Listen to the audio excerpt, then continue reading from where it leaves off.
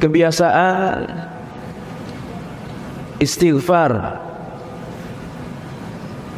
itu dilakukan oleh orang-orang yang beribadah kepada Allah Subhanahu wa taala. Di antaranya Allah berfirman, "Summa afidu min haitsu afadhan nas wastaghfirullah innallaha ghafurur rahim." Ayat ini menjelaskan tentang istighfarnya orang-orang setelah selesai melaksanakan ibadah haji.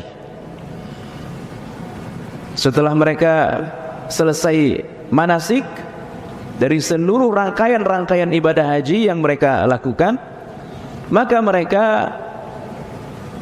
memperbanyak istighfar. Yang kedua, Allah Subhanahu wa taala menjelaskan tentang sifat orang beriman.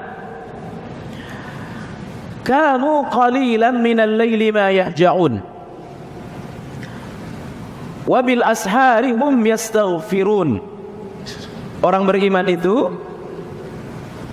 ketika di akhir malam lambung-lambung mereka jauh dari tempat tidur, jam 2, jam 3 malam sudah bangun.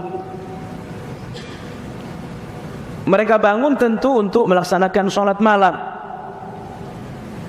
Wa minal laili fatahajjat bihi nafilatan laka asa ayyab'atha rabbuka maqaman mahmuda. Jam 2, jam 3 sudah bangun dari tempat tidurnya untuk tahajud. Setelah itu, wabil ashari hum yastaghfirun. Setelah melaksanakan sholat malam yang panjang,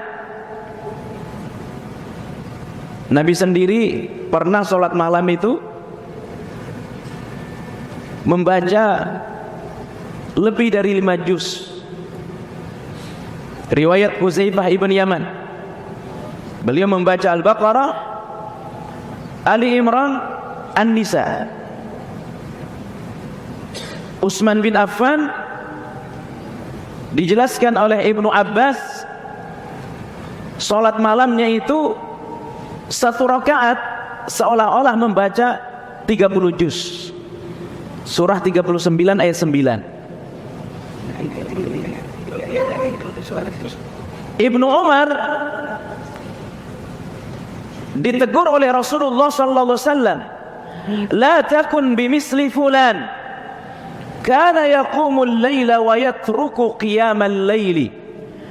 Wahai Ibnu Umar, jangan seperti orang lain. Malam ini dia sholat, besok malam dia tidak sholat. Ini sebagai bentuk kekhawatiran Rasulullah sallallahu alaihi wasallam kepada Ibnu Umar, karena ketika dia sholat malam seolah-olah dia tidak akan tidur lagi, ya, tidak akan tidur di malam itu karena memperlama sholat malamnya.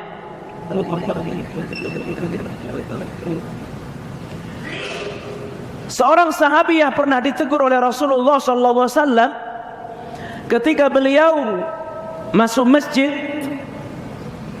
lalu beliau mendapati ada tali yang dibentangkan antara tiang. Ketika beliau tanya, "Ma hadzal hablu?" Tali apa ini? Ini adalah tali Zainab radhiyallahu anha. Dia salat malam dengan sangat panjang, dan ketika dia mulai kelelahan, dia bersender, ya, di tali yang dia bentangkan itu. Dia tidak mau berhenti dari salat malamnya. Dia ingin terus sholat semalaman. Inilah gambaran orang-orang dulu ketika sholat malam, sangat panjang sekali, sangat lama sekali. Tapi setelah itu ayul hadirun, kebiasaan mereka, wabil ashari hum yastaghfirun. Justru setelah sholat panjang, sholat malam lama, mereka memperbanyak istighfar. Kemudian yang ketiga, di dalam Al-Quran surah Al-Ahzab, Allah subhanahu wa ta'ala perintah para sahabat agar mereka menundukkan pandangan mereka, yang kemudian disebut dengan ghaddul basar. Padahal saat itu setiap perempuan yang keluar, setiap wanita yang keluar, mereka menutup aurat, ya. Bahkan dalam satu riwayat, para sahabiyah pada saat itu mereka terbiasa buang hajat di malam hari, karena belum ada ya tempat darul wiyah atau darul khala, tempat buang hajat di rumah mereka.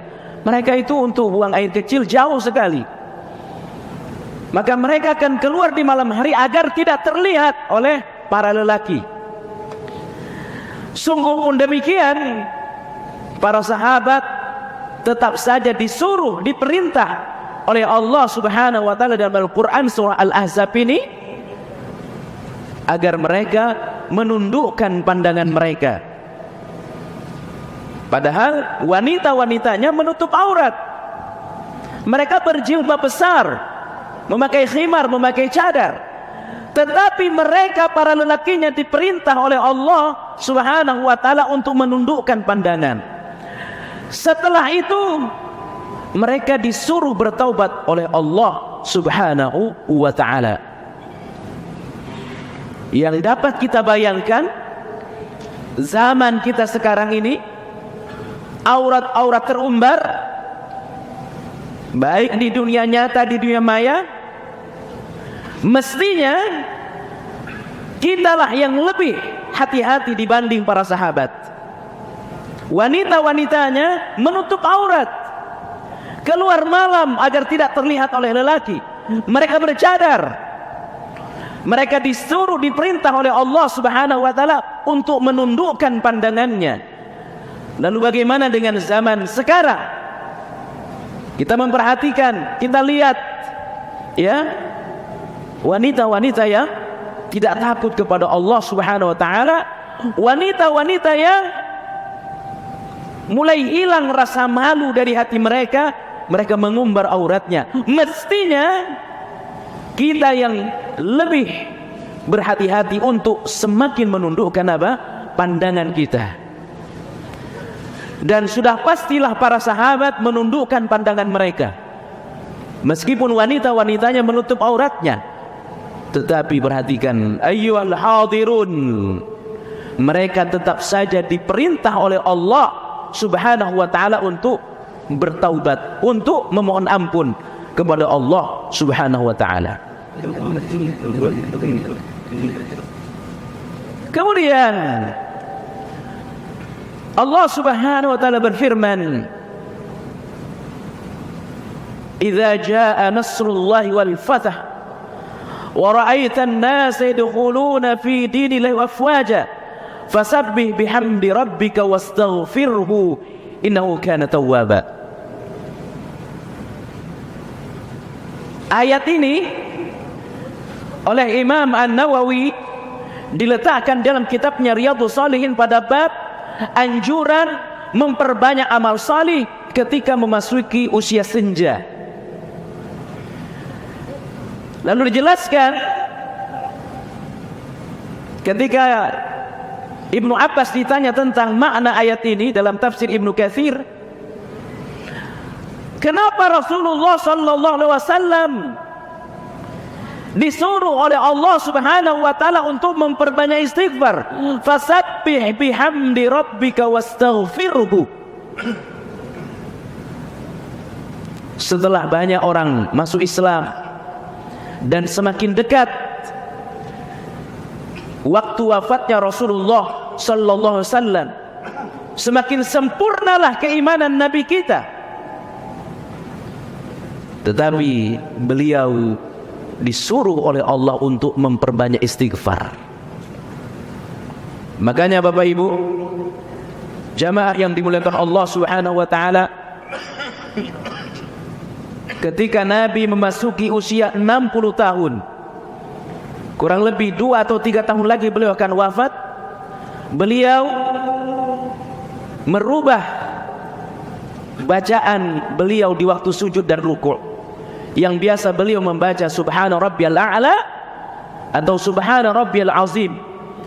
Ketika memasuki usia 60 tahun, beliau menggantinya dengan Subhanakallahumma Rabbana wa bihamdika Allahumma ghfirli.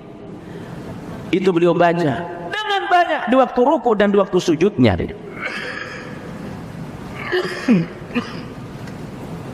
Semakin takut, semakin dekat beliau kepada Allah, maka beliau semakin memperbanyak bertaubat, memohon ampun kepada Allah Subhanahu wa ta'ala.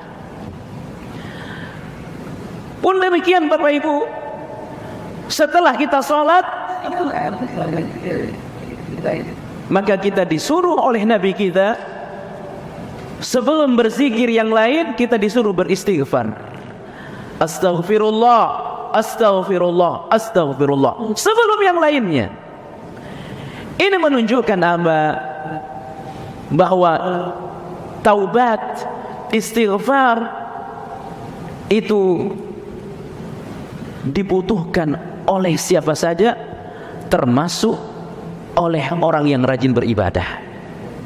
Justru kata ulama, semakin orang takut kepada Allah, maka dia akan semakin banyak beristighfar kepada Allah. Bapak Ibu yang dimuliakan Allah Subhanahu wa taala, ada maghfirah, ada afiyah. Maghfirah itu adalah pengampunan Allah yang kita temu dengan istighfar dan taubat. Kita disuruh untuk memperbanyak istighfar, meskipun kita belum bisa meninggalkan dosa, belum bisa meninggalkan maksiat. Orang sudah tahu bahwa kerja di tempat riba itu haram, tapi karena tekanan hidup dia belum bisa keluar. Maka yang harus dia lakukan, selain mencari cara bagaimana dia bisa keluar dari pekerjaan haram itu, dia mesti memperbanyak istighfar kepada Allah Subhanahu wa ta'ala.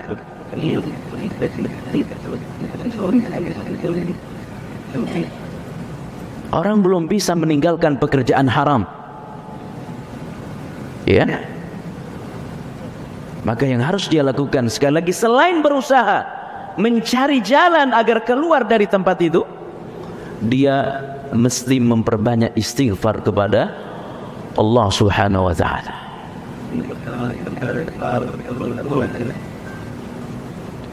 Kata Fudail bin Iyad, perbanyaklah beristighfar kepada Allah, karena kita tidak pernah tahu di istighfar yang mana Allah menurunkan ampunannya kepada kita. Perbanyaklah memohon ampun kepada Allah Subhanahu wa ta'ala, karena kita tidak pernah tahu di kalimat yang keberapa Allah Subhanahu wa ta'ala memberikan ampunannya kepada kita. Al-hadirun jamaah yang dimuliakan Allah Subhanahu wa ta'ala. Dan orang yang paling berbahagia adalah orang yang wajada fi sahifatihi istighfara. Orang yang paling berbahagia, kata Rasulullah sallallahu alaihi wasallam, adalah orang yang banyak mendapatkan lafaz istighfar di lembaran-lembaran catatan amalnya. tuba liman wajada katsiratan fi sahifatihi istighfara. Demikian ungkapan Nabi kita Muhammad sallallahu alaihi wasallam. Berbahagialah orang yang banyak mendapatkan lafaz istighfar di lembaran catatan-catatannya. Al-hadirun, jamaah yang dimuliakan Allah Subhanahu wa taala.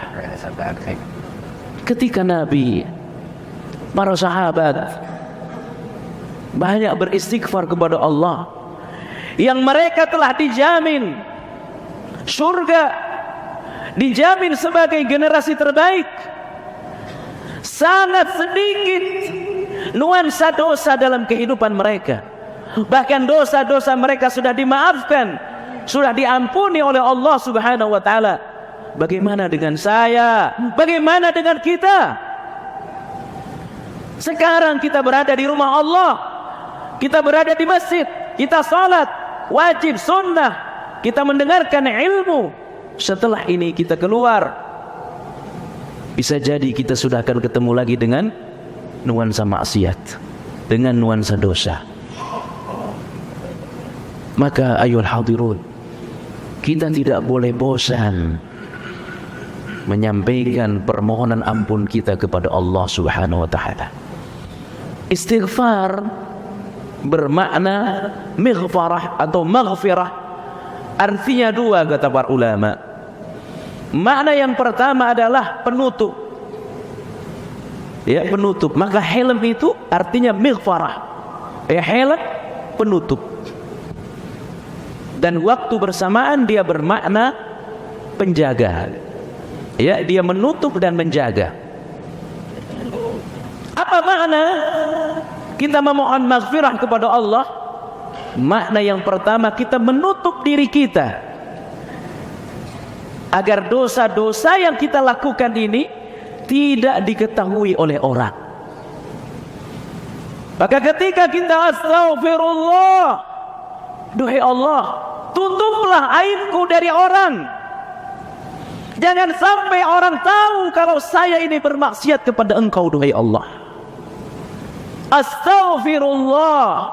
Makna yang kedua, jaga aku ya Allah dari dosa. Jangan sampai dosa yang saya lakukan ini menghinakan saya di dunia, terlebih nanti di hari akhir. Maka ketika kita mengucapkan astaghfirullah, bayangkanlah dosa-dosa kita. Bayangkan dosa-dosa kita. Bagaimana kalau diketahui oleh orang lain? Bayangkan kemaksiatan kita. Bagaimana kalau diketahui oleh tetangga kita? Bagaimana kalau dosa kita sebelum punya istri diketahui oleh istri kita? Betapa malunya diri kita, ayul hadirun.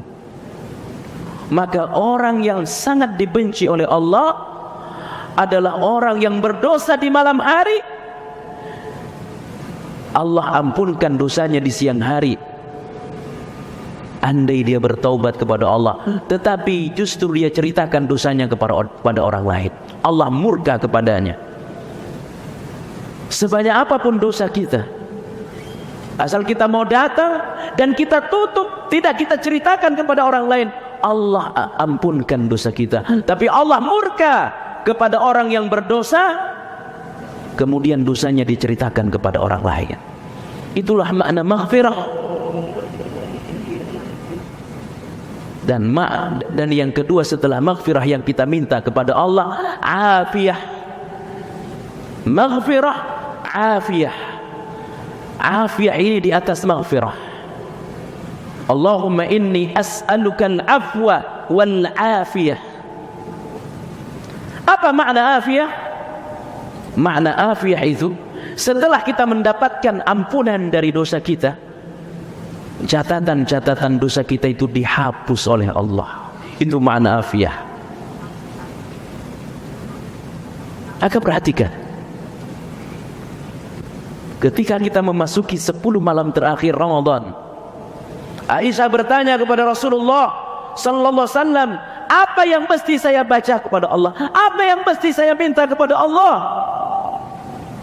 Doa di 10 malam terakhir, Allahumma innaka afun tuhibbul afwa fa'fu anni.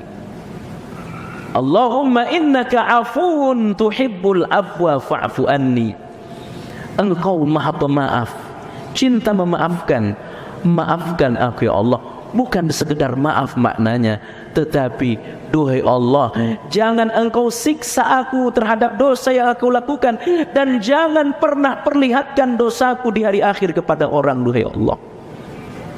Kata Fudail bin Iyad, dosa itu sekalipun dia sudah diampuni oleh Allah, tetapi tetap saja kita malu kepada Allah. Oleh sebab itulah, ketika orang berkumpul di padang mahsyar, merasakan dahsyatnya mahsyar, manusia pada datang kepada Nabi, datang kepada Nabi Adam, datang kepada Nabi Nuh, datang kepada Nabi Ibrahim, datang kepada Nabi Ismail, ya, kepada Nabi Isa untuk meminta syafaat. Tetapi seluruh Nabi ini malu kepada Allah karena mereka mengingat jejak-jejak mereka waktu hidup. Bagaimana Nabi Nuh, anaknya sendiri, tidak beriman kepada Allah? Bagaimana Nabi Ibrahim? Nabi Muhammad tidak punya cerita. Itulah maknanya Bapak Ibu. Allahumma innaka afuun tuhibbul afwa fa'fu anni. Duhai Allah, ampunkan dosaku. Tetapi jauh lebih penting adalah setelah kita tidak lagi diazab, Allah menutup dosa kita. Catatannya sudah tidak ada lagi, karena dosa itu memalukan. Maka setiap pagi Nabi berdoa kepada Allah, Allahumma astur awrati wa amin rawati. Duhai Allah, tutuplah aibku, jangan sampai orang tahu.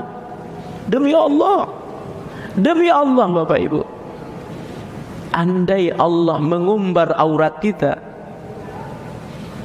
andai Allah menghukum dosa kita, setiap kali orang berdosa mata melihat sesuatu yang haram, baik di dunia nyata termasuk di HP-nya, ada foto-foto yang berseliweran di HP-nya, video-video, setiap kali dia melihat perkara itu, dia langsung dihukum oleh Allah, berkurang penglihatannya. Mohon maaf,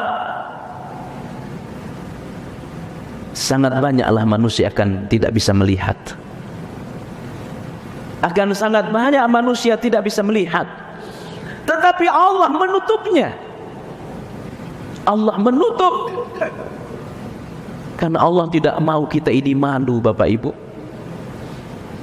Andai Allah membuka aib kita, demi Allah, kita ini tidak pede di sini Pak. Kita ini malu ke sini. Sehingga orang kalau disebut, nggak usah begitulah, nggak usah soalib. Saya kan tahu kamu di masa mudanya, ya. Kalau sudah begitu malu kita Pak. Hati, awas loh. Saya ceritakan masalah malu kita. Inilah yang kita minta kepada Allah, afiah, permohonan ampun, dan dosa-dosa kita dihapus oleh Allah. Maka dalam Al-Quran surah At-Tahrim ayat ke-8, ya ayyuhalladzina amanu tubu ilallahi taubatan nasuha asa rabbukum ayyukaffira ankum sayyiatikum. Semoga dengan taubatmu itu Allah menghapus seluruh dosa kita. Bukan sekedar memaafkan, tapi dihapus. Bapak Ibu yang dimuliakan Allah SWT, untuk mencapai afiah ini tentu diawali dengan istighfar yang tidak bosan, taubat, ya, yang terus menerus. Semoga Allah berkenan mengampuni dosa-dosa kita. Semoga Allah berkenan memaafkan kesalahan kita. Dan inilah perkara yang paling kita harapkan dari Allah Subhanahu wa ta'ala. Ketika Rasulullah hendak meninggal dunia, ketika Rasulullah SAW hendak meninggal dunia, ucapan terakhir tentu setelah tahlil, beliau sampaikan kepada Allah, Allahumma ghfirli warhamni. wa alhiqni ma'a rafiqil a'la. Beliau ditawarkan, engkau masih mau hidup wahai Muhammad? Beliau ditawari. Beliau menyampaikan kepada Allah, Allahumma ghfirli warhamni wa alhiqni ma'a rafiqil a'la. Duhai Allah, ampunkan dosaku, duhai Allah. Nabi tidak punya dosa, Bapak Ibu. Tetapi menjelang wafat beliau, itu yang beliau minta kepada Allah. Menjelang wafat beliau minta, ya Allah, ampunkan dosaku, duhai Allah. Warhamni, sayangi aku, ya Allah. Wa alhiqni ma'a rafiqil a'la.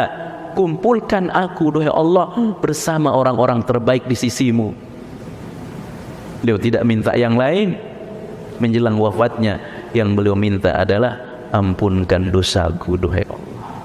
Mudah-mudahan Allah berkenan mengampuni dosa kita, dan jangan pernah bosan menyampaikan permohonan ampun kita kepada Allah.